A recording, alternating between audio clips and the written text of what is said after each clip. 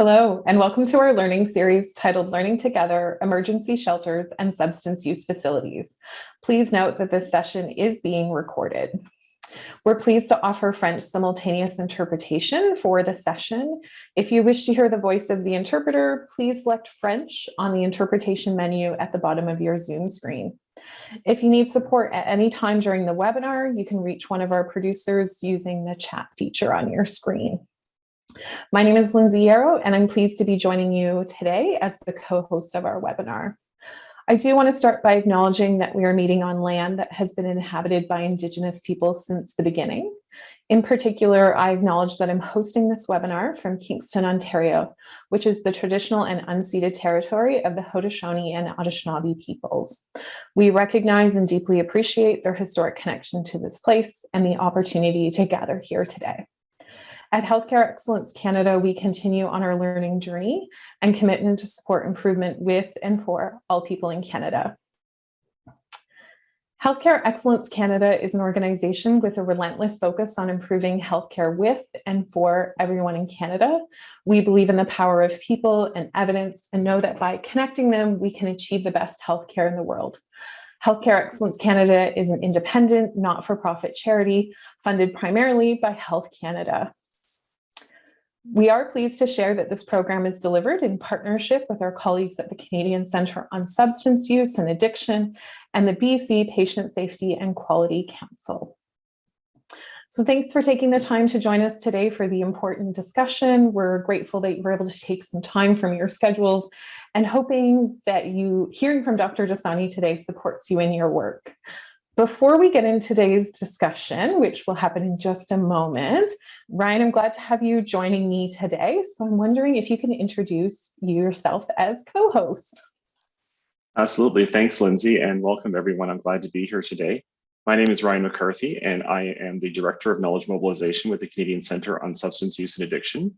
And I'd like to take this opportunity to introduce our speaker for today's event, Dr. Naheed Dasani, who is a palliative care physician and health justice activist dedicated to advancing equitable access to healthcare for people experiencing homelessness and marginalization. These efforts include founding Palliative Education and Care for the Homeless, PEACH, and serving as medical director for a regional COVID-19 isolation housing program in the Toronto area.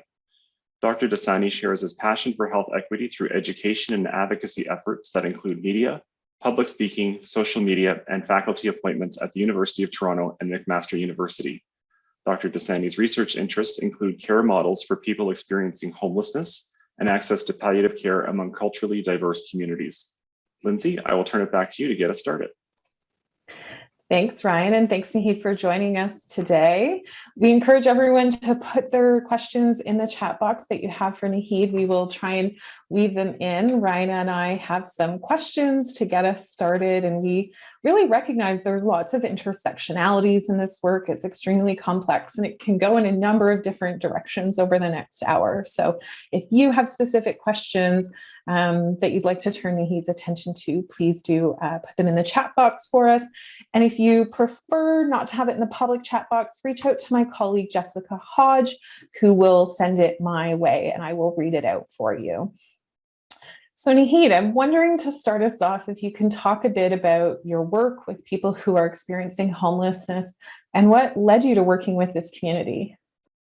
First of all, I just want to say thank you so much, Lindsay, Ryan, and the entire team for having me here today. And to everyone who's attending or may watch this recording later, we are monitoring the chat, and I look forward to seeing what you all think. But just to get back to your question, Lindsay, the journey really began for me during my medical training. I'm the son of two refugees who came to Canada during the 1970s from Uganda, fleeing war and persecution. So justice and community well-being were always in my blood and a big part of my upbringing. And it was when I was a resident doctor training at the University of Toronto, working in a local men's shelter, when I was in a situation where I had to provide healthcare for a man named Terry, who presented to the shelter in pain crisis because he had a widespread head and neck cancer. And He had a mental illness, schizophrenia, and he had actually been diagnosed not too long ago at a local cancer center. And due to feelings of embarrassment about how he looked with the mask, he began to isolate himself and didn't follow up for medical care. He started to experience pain, so he did what any one of us would do. He went from hospital to hospital, ER to ER, walk-in clinic to walk-in clinic, seeking the kind of pain control that any person in this country, in this world, should have access to. He presented to our shelter and was in our care that day. And I remember trying to build trust and rapport. And it was very challenging because at that time, he had no trust within the medical system that had really severely let him down.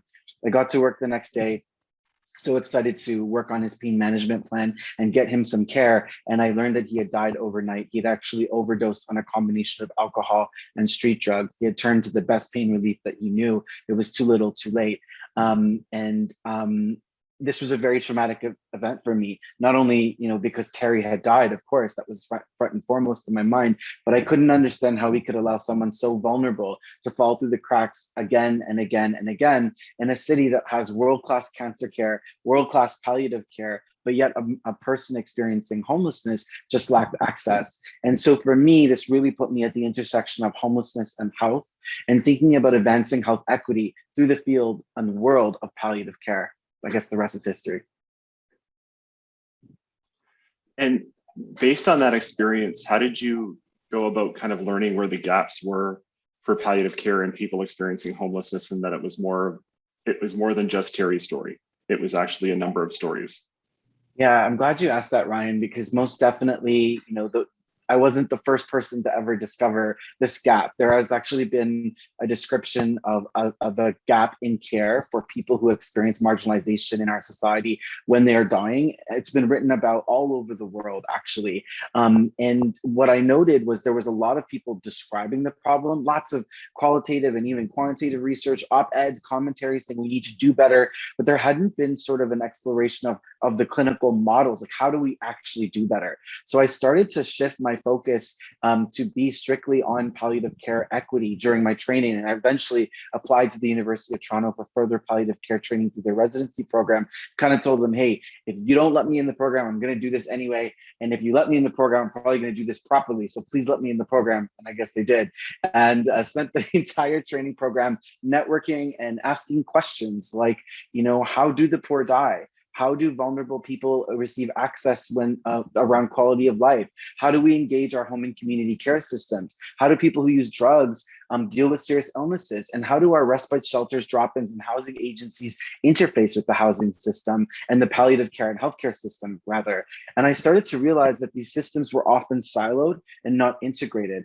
I graduated July 1st, 2014, and with colleagues at the Inner City Health Associates in downtown Toronto, launched this new intervention, this new program called PEACH, Palliative Education and Care for the Homeless, a mobile street and shelter-based palliative care program that aims to meet people's needs wherever they are, under a bridge, on the street, in a shelter, so no person falls through the cracks. It started out of the back of my Honda Civic, like literally a street nurse and I just driving around one day a week. And the program has grown. In 2021, we care for between 120 and 130 clients on caseload at any time. We have like 5 palliative care physicians, a nurse coordinator, a health navigator. We've had peer workers on our team, and we have a PEACH psychiatrist as well. And now we integrate more holistically with respite shelters and drop-ins in the area, and are always looking to expand our work in different ways. But it's really grown, and that's kind of been the work over the last 6 years.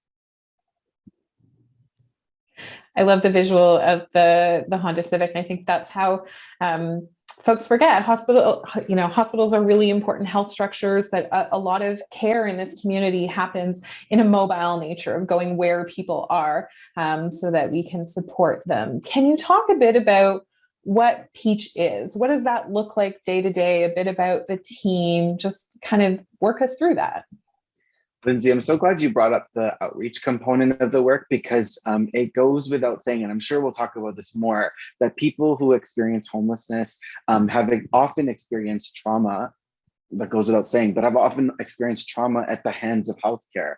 And so sometimes the experience of showing up in an emergency department or a hospital, like Terry went through can be a traumatic experience, and then that creates a mistrust in our communities. And so being an outreach program is a pillar of this work. And I can't say that that outreach palliative care is a novel concept. You've probably all heard of home palliative care. It's a concept in our country that's quite ubiquitous, although I know people don't always have that kind of access. But if you can imagine, we actually called it home care. We systematically defined our community home care to exclude people experiencing homelessness. And it's not semantics. Like, literally there was and still continues to be a structural incongruence with our ability to provide home-based palliative care for people who experience homelessness in these non-conventional healthcare settings. And so Peach is an outreach program. It's mobile. It provides care on the streets, in shelters, in respites, in drop-ins, in rooming houses, to really provide medical care for people who are experiencing vulnerable housing or homelessness. But it goes beyond medical care. It's about quality of life and pain and symptom management. It's emotional and psychological and psychosocial supports. It's problem solving around dealing with and addressing inequities in the social determinants of health. Prescribing morphine and a laxative is one thing, but what's more important often is figuring out how to get food security, how to increase the amount of money this person has in their bank account, to get people a solid roof over their head, and provide that emotional, spiritual support that people need to deal with their potential end-of-life journeys. It's an interdisciplinary team and non-hierarchical. Our nursing coordinator works to kind of coordinate the visits and coordinate care within home care. Our health navigator is a master's of social work who really is driving around figuring out how to solve these issues around the social determinants of health. Our palliative care physicians are medical for sure, but they're very social medicine minded in how they approach care.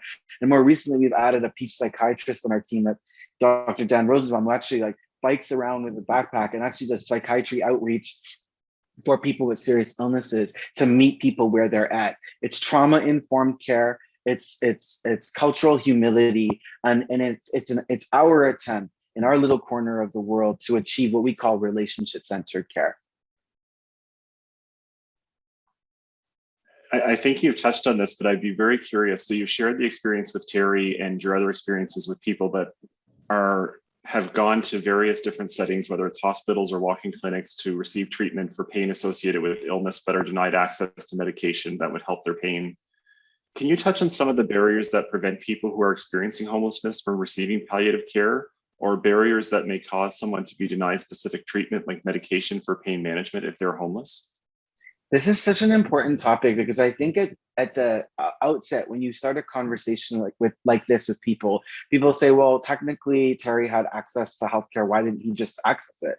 Well, it's because we do pretty good at equality, giving people the same things to be happy and healthy in our Canadian healthcare system, but we don't always do so good at equity, giving people what they need to be happy and healthy. And so when people who experience homelessness try to access healthcare, particularly for palliative care, they often lack access because our palliative care systems often make a lot of assumptions. They assume that you have a home, again, home care, right? They assume that you have a roof over your head, you have a phone. They assume that you have caregivers that are going to fill in the rest of the work that perhaps our home care system won't be able to, because nobody gets 24/7 help. They often assume that you are a person who doesn't use drugs. And if you do use drugs, by and large across Canada, abstinence is the response from our palliative care system, which really leaves people who use drugs out. We know that people who experience mental illness are often diagnosed late, and therefore, when I say diagnosed late for their physical ailments, and then as a result of that, receive palliative care often just at the end of life, if at all. So, those barriers are huge, but there's also just simply the barriers of connection and relationships. Many of the respite shelters and drop-ins and housing agencies across Canada, while some are working towards integrating palliative care, often see palliative care as a concept that's actually something that, the healthcare system should be taking care of. And the reality of that's not actually happening. So what's really happening is many people are falling through the cracks. And I'll just make my pitch as to why palliative care is important around the health of the homeless. Don't get me wrong, all of the health of the homeless is important to think about, but palliative care is especially important because People experiencing homelessness in Canada are arguably Canada's sickest subpopulation. They're 28 times more likely to have hepatitis C, 5 times more likely to have heart disease, 4 times more likely to have cancer. And the average life expectancy for a person who's experiencing homelessness in Canada is estimated at being 34 to 47 years old. Some studies say 42 to 52. And all in all, homelessness cuts your lifespan by half. So forget the biological and medical illness. Homelessness itself is a terminal diagnosis of the social determinants of health. And that's, for some people, that's like a novel way of thinking of it. I'm a palliative care doctor, so that's how I envision this and think of this. But it's hard to argue with the data. So yes, all of healthcare is important for people who are unhoused, but palliative care is especially important to this population because they need it, because it's a human right, and it's the right thing to do. Thank you. I appreciate the context to that, right? And understanding why it is such an important issue. You've talked and you've touched on this in a few different ways, but I'm wondering if we can dive a bit deeper. So you talked about kind of the systemic barriers that individuals face in accessing palliative care, and certainly the stigma for folks who are using drugs, who may be experiencing homelessness. Can you give us some more examples of how your team helps overcome those barriers to care? So, a great example was we outreach, we go mobile, we go to where people are. But what are some of the other kind of practical or maybe system level things that happen to remove those barriers? Yeah, I think, well, we haven't fully figured it out. We do prescribe opioids to people who use drugs, despite of a substance use disorder. We do that in the context of their quality of life, and we do it through a person-centered approach. No two people have the same kind of plan or approach to that. So through appropriate monitoring and support systems in community, we are providing pain management for people who typically wouldn't get access to pain management because they have addictions, and we often see that as a barrier. We also work with many of the people we care for who actually aren't always necessarily dying. I think people think of palliative care, and a lot of people are on their serious illness journeys towards end of life, sure, but there are many people who are actually referred to a program like the Peach program and are actually just dealing with a serious illness. And if they just had the right supports around them, they could actually get better. We've had many cases where clients have been referred to the Peach program, and like working with them, we've actually saved their life, which is really weird for a palliative care team to say. And I'm thinking of people who have heart failure, people who have COPD, people who have HIV, often non-malignant, non-cancer illnesses, where if you appropriately get medical management and have food and social supports and money and a roof over your head, you might actually do better. And we've seen that a lot. We also, through our programming, are able to accompany many of our clients to medical appointments. A lot of our clients want to go to the hospital and see their specialists, but they don't have transportation, they don't have the resources, they don't have a support system. So we're able to do that. And we really are the advocate for many of the clients that we care for in a complex medical system. We're at the family meeting, or we're advocating for chemotherapy when someone says, oh, this person's homeless, they can't get chemotherapy because it's not safe. Well, no, actually, they're followed by Peach and they live in a space and we can get home care in. Why don't we try? And that kind of thing. So we're actually seen as the advocate in that way as well. And so I think there's different dimensions to the answer to that question, but I think it's really digging deep. It's walking with people, not for people. It's not just person-centered care, it's relationship-centered care. So by building that trust, we're able to do some of these things. Thanks. And Ryan, maybe before you jump in, we had a few questions come through that I can see coming up on my screen here that I think are relevant to this conversation that I might just pop in if that's okay. So the first question was amazing program, and several comments about that. Are you scaling the program beyond the downtown Toronto core? And do you see this program as one that can be scaled nationally? So already, I think, excitement about what you're doing and how we spread that.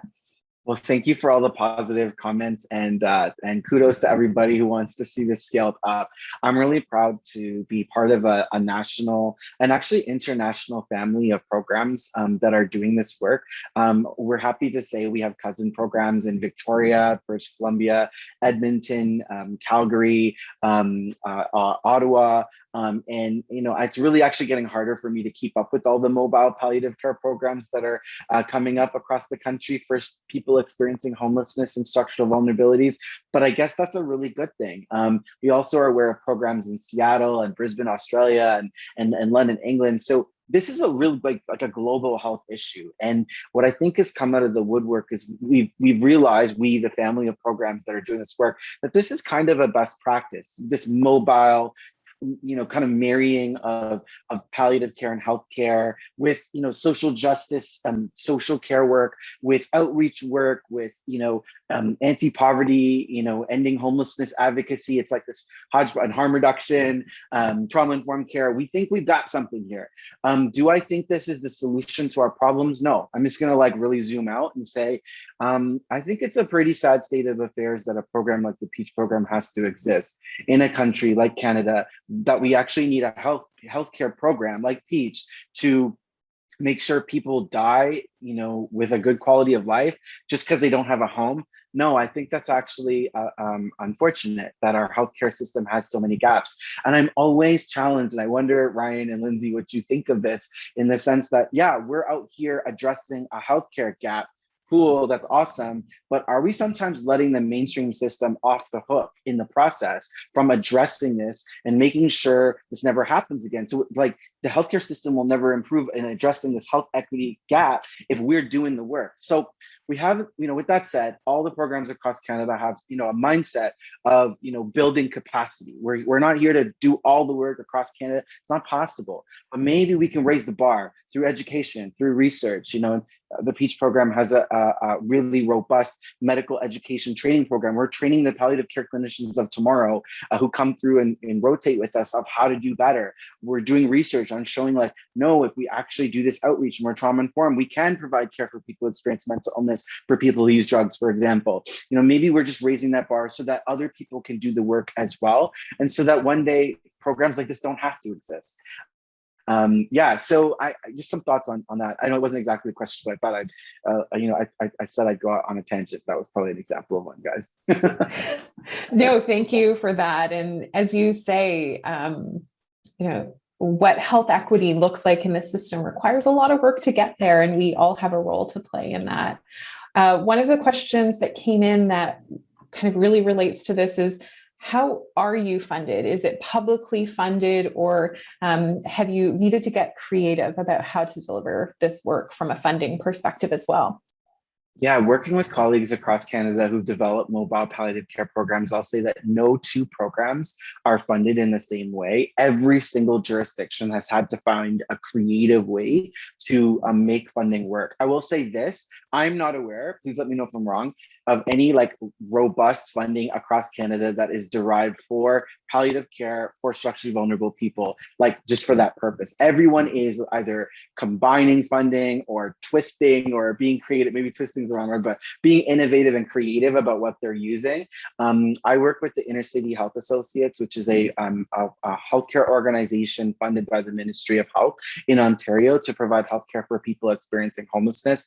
It's called ICHA, Inner City Health Associates, and we have over, I think it's 150 doctors working at over 70 sites across the city of Toronto in homelessness and health, psychiatry, primary care, and of course now palliative care as well. And so we are a program of the Inner City Health Associates, but it's just like our doctors and our nurse are really funded. So any other psychosocial supports or allied health comes through our relationship with home care, and we're connected to Toronto Central Lynn Home Care, and that's how we've been very creative to make that work. But what it takes is there has to be a vested interest in this work and a willingness to collaborate and work together. We've also leveraged philanthropic funding for our Health Navigator recently through a grant through the Slate Family Foundation recently that has showcased the ability of us to have an MSW Health Navigator on the team. In other jurisdictions, what they've done is actually home care has been the impetus for this, and they've kind of structured funding through home care. And I'm thinking of kind of what they've done in Victoria, British Columbia through Island Health in creating that program, and then working with the medical community or our community health center to actually give their funding. In other spaces, it's been like a community health center with the division of palliative care at the university, like so for example in Calgary. And there, yeah, so you can see like it's very unique. And I'm always here to help people, think outside the box. I dream of a day when there's just like actually funding for work like this, because there probably just should be. Like you said, Lindsay, it's the intersection of many things. And that's probably why there isn't like, actual funding for this. And that's the problem, because it's the intersection of many things. These are people who are falling through the gaps of the intersections of these many things. And so we have to get creative. Thank you. And I will hand it back over to Ryan, because I know I've asked a number of questions in a row, but just encouraging folks to continue to send their questions through. They really add to the discussion. Totally. Absolutely. Please keep the questions coming. One of the things I wanted to kind of loop back on, which I found really interesting, is there is an underlying assumption with palliative care around home care. And you had mentioned that earlier. And I'm wondering, given that kind of underlying assumption, what approaches do you use in working with shelters in providing care? And how do you go about that collaboration? And is there an opportunity with that collaboration to kind of share some practices that are used in the PEACH program to support palliative care in those settings? Yeah, I want to really take a moment to shout out my colleague, Dr. Kelly Stadshahar at the University of Victoria, who's, I would say, really the premier kind of like researcher. She's a nurse clinician as well, but doing excellent work and answering these questions. And I've had the pleasure to work with her on some research. And we published a paper called Too Little, Too Late: How We're Failing Vulnerable Canadians as They Die and What to Do About It. And we actually followed, structurally vulnerable people experiencing homelessness who were on palliative care trajectories to answer questions like this.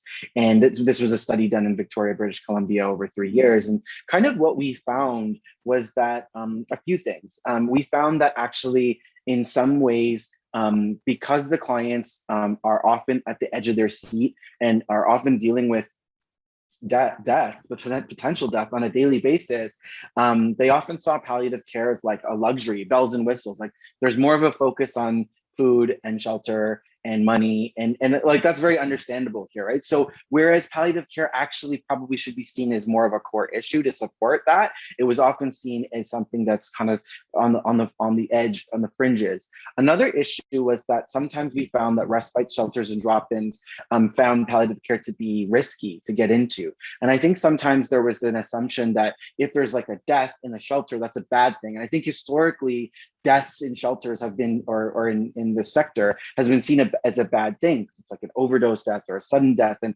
I have many EDs who come to me and be like, we want no deaths here. And it's just, I shift the thinking to say, actually, like 90% of Canadians want to die at home. That's well-established data. People experiencing homelessness are no different. They consider, listen, they consider your shelter, your residence or housing facility home. Let's make that possible, right?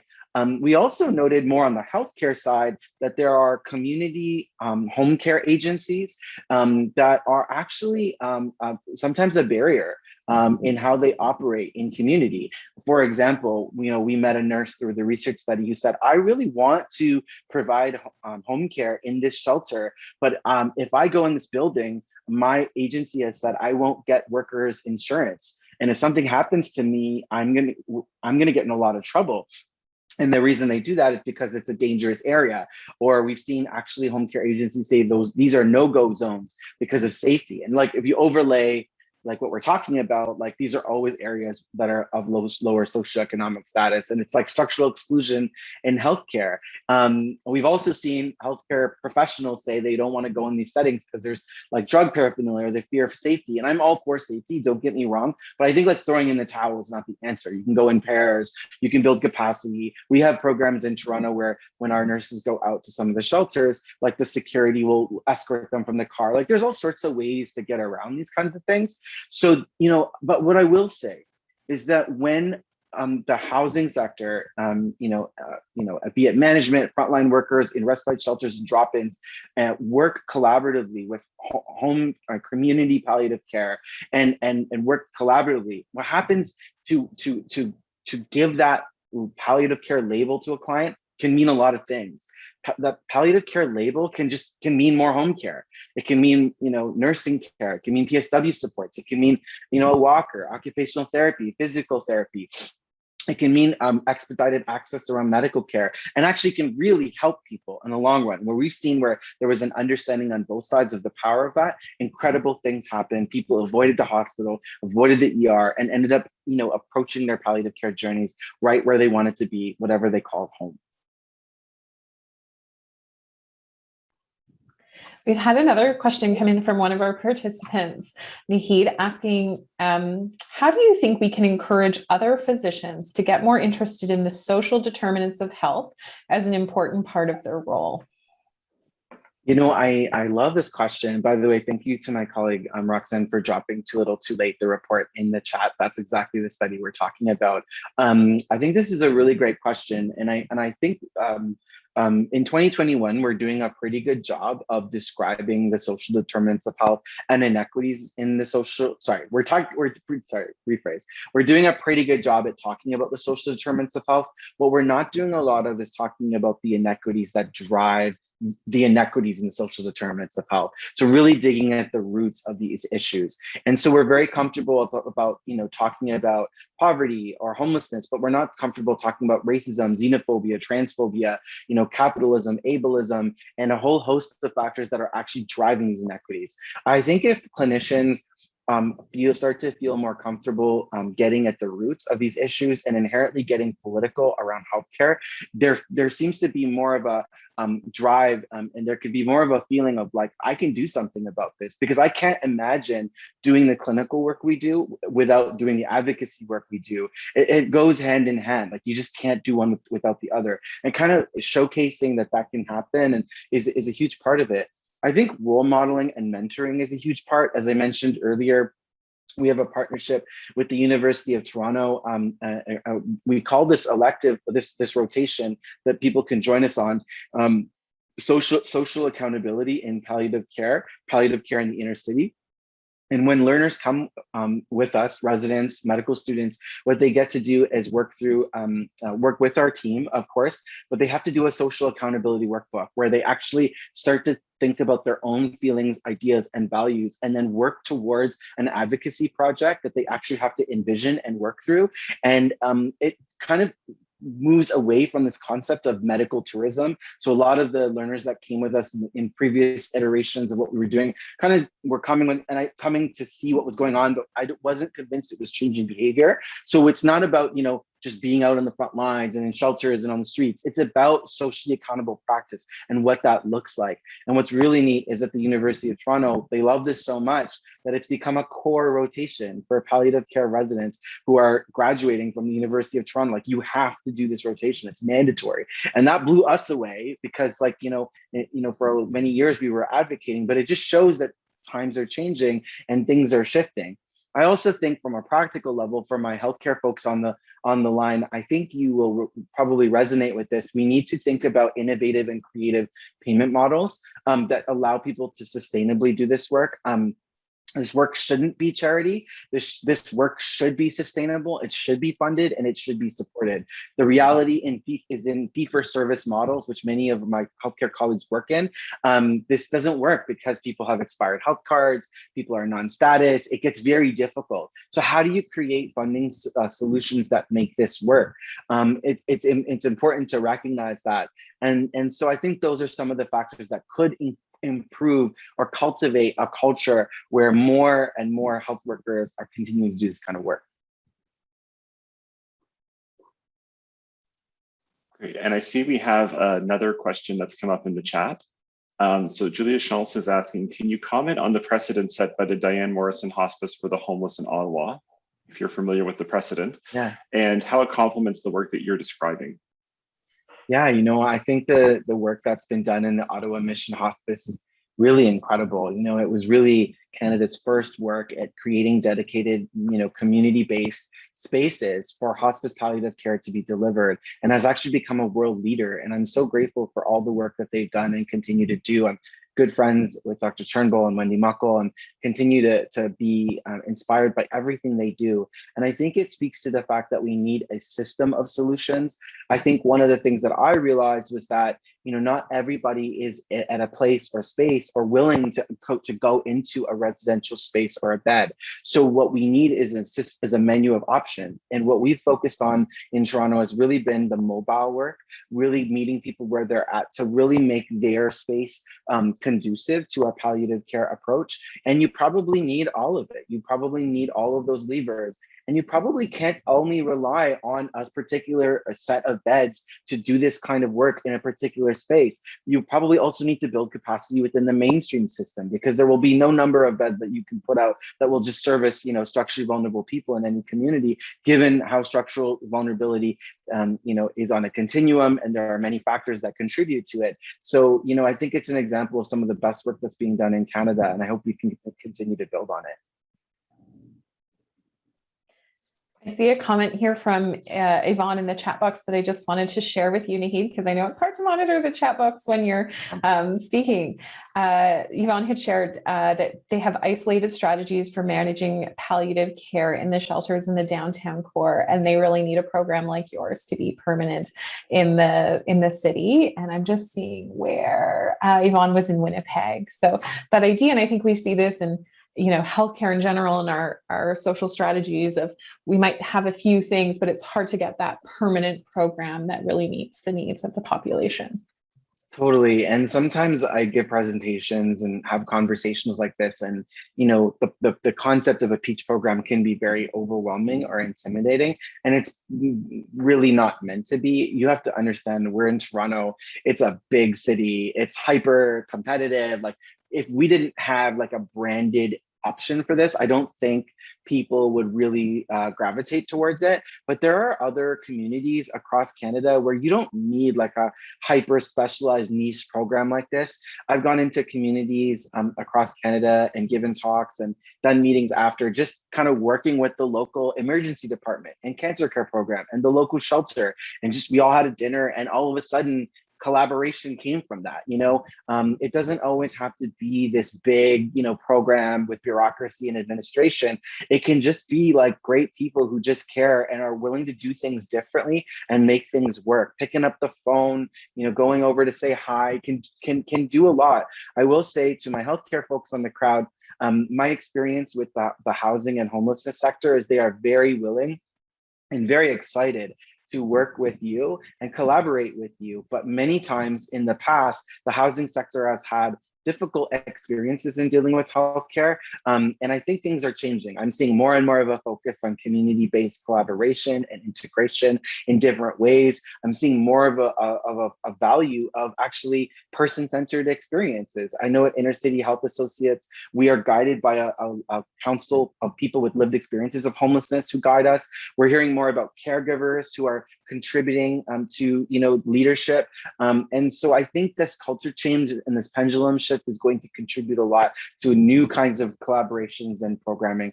But yeah, never forget that our housing sector colleagues are more than ready to partner and build with us. Great. And maybe shifting for a moment, because we can never get out of having a pandemic related conversation as of late. Obviously, there's been service disruptions for a number of organizations that are providing services to the to the homeless. What kind of impacts are you seeing with the populations that you serve, given some of these disruptions with the pandemic? I think COVID-19, like many of you, it changed our world, particularly in palliative care for experiencing homelessness in a city like Toronto. I'd say that this population was hanging by a thread before COVID-19, and that thread just simply snapped once COVID-19 happened. You know, God bless the amazing respites and shelters and drop-ins who tried to do their best to stay open and continue services during those challenging times, but due to physical distancing had to reduce services or even shut down in some cases. And so people were more separated from their caseworkers, their social care workers, their health providers than ever before, really. And that was really problematic. what that meant also in healthcare was there was this like domino effect of downstream consequences. And what ended up happening was our caseload basically doubled during the COVID-19 pandemic. We were seeing more referrals than ever before. We were seeing hospitals, particularly acute care, like everybody, but for sure acute care, really doing their best to really keep people at home as much as possible. And you almost noticed that acute care was doing everything they could, like they were finessing these discharges. They were really well strategically planned out, and kudos to them because they were facing pressures in their emergency departments and their ICUs, right? And so I just wish it was like that all the time, and I hope that continues post-pandemic. So getting home care and Peach involved was a big part of that. We also, noticed the growth of encampment communities in Toronto, and of course in communities across Canada. I know many of you are thinking of your local community. Like you'd be hard pressed to describe a community in Canada that didn't have a growing encampment community. And what we also noticed during this pandemic was a lack of compassion from our city, the city of Toronto, who chose specifically to criminalize poverty in a way that, they've kind of always had that background, but in the middle of a pandemic, I'm sure you all saw the media and the exposure we got in Toronto, particularly, not just like ticketing people experiencing homelessness in encampments, but actually physically, using paramilitary operations to remove people experiencing homelessness in very aggressive ways, spending upwards of $2 million, like $33,000 per encampment resident to remove people. And this criminalization of poverty has signaled for us a real change in public policy. I don't want to believe it's public opinion because we have lots of people who reach out and say, we support you in your advocacy. This is ridiculous. But at the same time, at a time when you would think there would be more empathy and compassion from our municipal or government, city government, there wasn't. And that was really hard for us to see, and more importantly, harder for our clients to experience. So that was an interesting change as well. We saw more overdoses than ever before. We saw more deaths than ever before. We saw a tainted drug supply that was the resultant of COVID-19. So more food insecurity than ever before. So lots of consequences. I know I'm kind of like all over the place, but there were a lot of things that we saw that made things challenging, Ryan. Thank you for sharing about that. You talked about the impact that has on the community, and I'm also thinking that has an impact on the team that's trying to support folks of walking through that journey. Can you tell us a bit of any strategies you found that from inner city health associates or your own work that have just been really helpful in supporting the mental health and wellness of staff through this? It's a theme that keeps coming up that we hear through service providers of these crises happening hand in hand, right? And the impact that has on service providers. For sure. So yeah, Lindsay, I probably in the last question should have mentioned this. So I'm glad you're asking about it now. I think a huge consequence of the COVID-19 pandemic was grief, and the trauma of seeing so much suffering and dealing with so much death. That albeit many might be thinking, well, that's what you do, right? That's what the Peach program does. But it was just on another level during the pandemic. And actually, we hold these interventions called grief circles, and we've been doing this since 2014, where we actually gather the care team that supports a client after a death, and we grieve together. And we actually took this grief circle and converted it to a virtual format, and we did more grief circles than we've ever done during the COVID-19 pandemic. And actually, the Peach team became a model, and our grief circles became a model of care that was adopted by the city of Toronto whenever someone died in the COVID recovery hotel program. And there were a lot of deaths that happened in community and in the hotels. And we were conducting, grief circles 2-3 times a week on Zoom. And for those who are new to the concept of grief circles, thank you, Roxanne, for dropping a link about our grief circles. The grief circles allow health workers and social care workers to join and come together, and we light a flame and hold a minute of silence to remember the person we've lost, and then we cry together. We laugh together, we tell stories, we remember what it was like to care for the person, we reflect on what it was like to care for them, and then we think about ways to renew and reinvest in each other so that we can support each other to do it again. We put the candle out and we hold another minute of silence and we go out there and do it again. And you know, I'm not going to tell you that this is something that like fixes all our problems, but for me personally, this has been a really important opportunity for us to create structured space for people to feel safe and grieve together with a community of workers who know what you're going through. Like, I get it. Like, I get you. I feel you, right? It's one thing to come home and vent, and some of us have loved ones we can do that with, but not everybody has that or has that available to them. And believe it or not, this doesn't happen that much in healthcare. It's a novel concept. It was really interesting during the COVID pandemic. I had emergency departments, pediatric programs, surgery programs across Canada reaching out and saying, we love your grief circle concept. Can we take it into our hospital or our healthcare program? I was like, yeah, for sure. I mean, it was designed, you know, for a pre-COVID world, but it really became a huge part of, you know, what we do. And I think, like, big picture, we need to do more to support the grief and bereavement that health workers and social care workers are going through when working with this population and community. The opioid overdose death epidemic that we've seen contributed to grief and bereavement as well. And if our workers and our frontline workers are not able to feel supported and empowered through their grief, how can they do this work?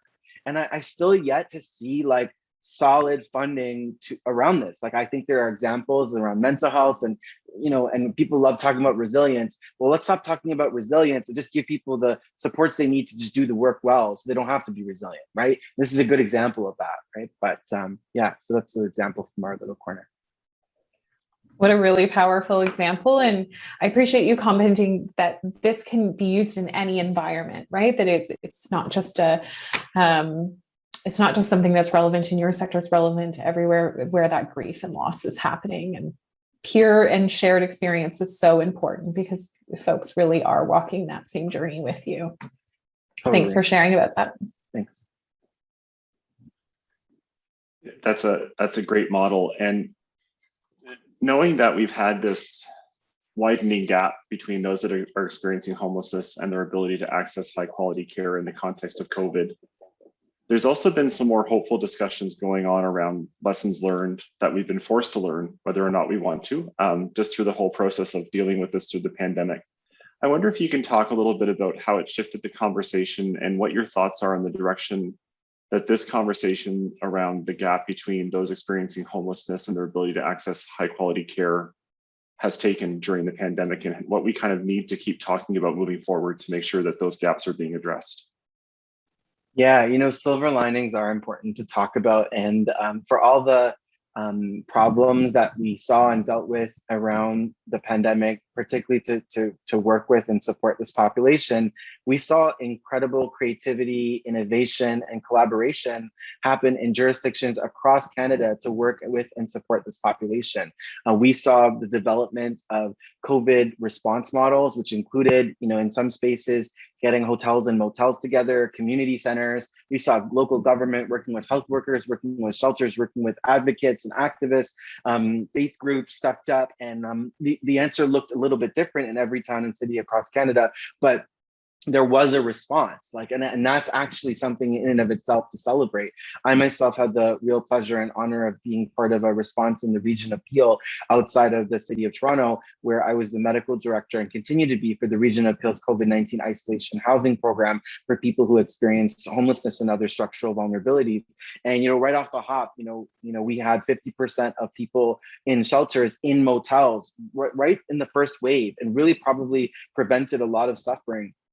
That grew into medical and clinical models that supported folks who were isolating, people who were COVID positive, or just keeping people, you know, distance from each other.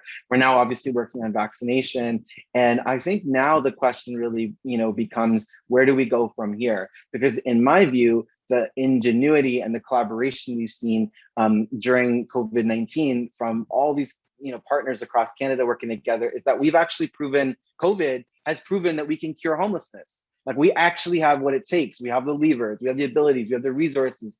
It's kind of funny, like when we were asking for all this before COVID, it was like, oh, there's no money, you know, there's no support. But when COVID happened, we got it done. So I really believe there's a magical energy, and that's really a spirit there that we can leverage and build on. I know here in Toronto, for example, there's a conversation just in the media this week about, the leases are expiring in a lot of these hotels. Well, are we really going to ask people to go back to the streets and shelters? Are we really going to ask people to go back to these crowded, dorm style arrangements? I know not everyone's in those arrangements, but for example, or are we going to leverage what we've learned and actually build off these hotel programs and work towards ending homelessness? And I know that, the folks on the call here do excellent work, but I'm also a huge supporter of the work at the Canadian Alliance to End Homelessness, which has been kind of just writing position paper after position paper, talking about how COVID recovery should include and incorporate the context of ending homelessness, going beyond just saying housing is a human right, but actually giving the teeth to it to actually make that happen. And so I encourage everybody on this call, hopefully you agree with me. If you do, let's start to shift the conversation from kind of like what happened in COVID. And like, obviously we should always talk about that, reflect on that, but shift it once we've done that, doing that, to how we can actually cure or end homelessness for good. I think there's real opportunity. This could be a legacy, right? This could be a post-COVID legacy that this generation can give to the next. And I think sky's the limit, truly.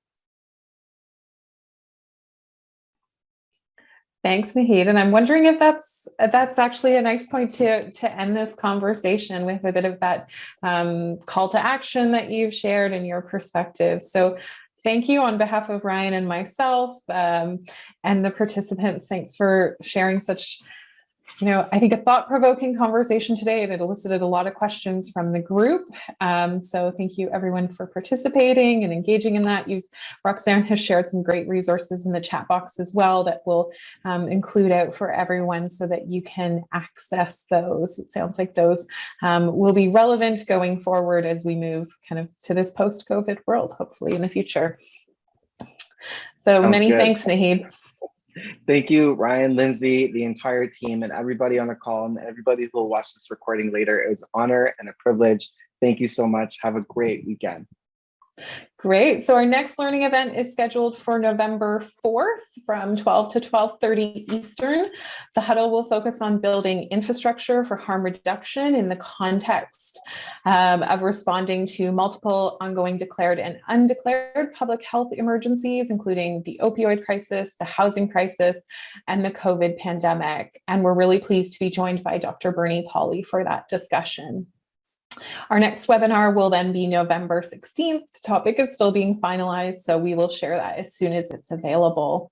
So again, a special thank you to Naheed for today's conversation, Roxanne for sharing those resources for all of us to see. And we'd love it if you could take a few moments to complete the feedback polls on your screen. The first question is, I know more about those experiencing homelessness and their ability to access high quality care than I did before the webinar. From strongly agree to strongly disagree. Second question is, overall, I was satisfied with my webinar experience. Again, from strongly agree to strongly disagree. And lastly, I'll be able to apply what I learned in this webinar in my work. From strongly agree to strongly disagree. And just a reminder to click submit so that your poll answers come to our team. Thanks again, everyone. Goodbye from now, and we'll see you hopefully at our next event. Take care. Bye, everyone.